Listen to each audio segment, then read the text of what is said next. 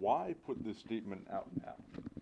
It's not the first time it's been put out. I've been advising the IDA for a number of years that, when it comes to the arena and having all the discussions take place in executive session, that it lacks transparency to the public. And what really brought it to the forefront is I'm being advised that almost $700,000 of capital resources from the IDA were funneled to the Chemung County Capital Resource Corporation to pay arena bills.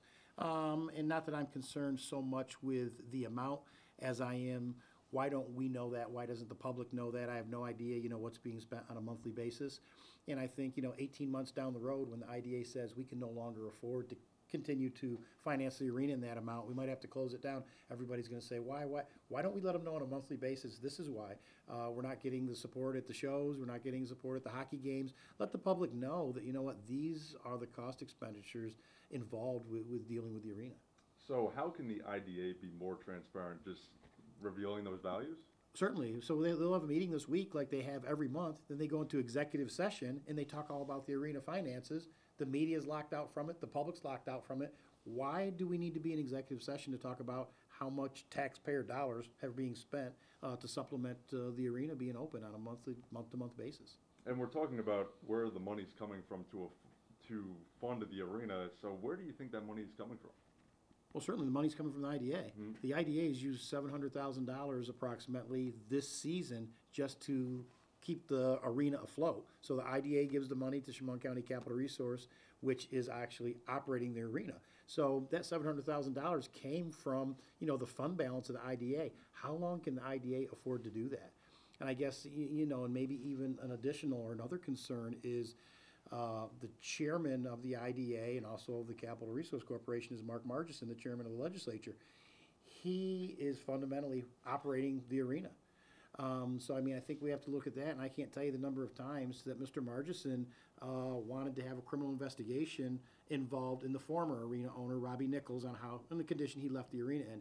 Yet the gentleman that Margison brought to town, Steve Donner in Mammoth Sports, left Elmira after 18 months owing over $400,000 in utility bills, which are now being paid for by the IDA, as well as tens of thousands of dollars to local businesses, which the IDA also paid some of, which they shouldn't, because a non-for-profit Capital Resource Association a municipal corporation cannot pay for a for-profit. So there's a lot of issues going on, but I think the number one is transparency.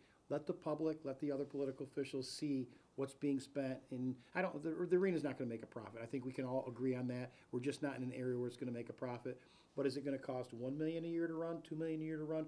Open up the book so everybody can see it and be transparent. I think we'd have a lot less questions out there as to, what does it cost? And why do you think the executive session should be public? Those issues should be discussed publicly?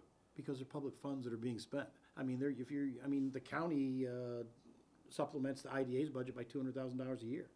And then they're going to use $700,000 from their fund balance to operate the arena, which we all knew they were going to do. But at last Monday's committee meeting, I saw Tom Sweet, the vice chairman, congratulate the chairman, Margison, and the executive director, Joe Roman, on everything going on in the arena, and it looked like it was going to break even.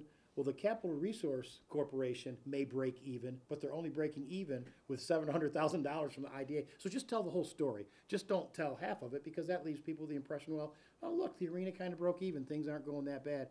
Well, that's not truly the case. So show people how the Capital Resource Corporation broke even with $700,000 from the IDA. That's all I'm saying. That portion of that meeting should take place in public. It should not be. There is no reason for that to be an executive session.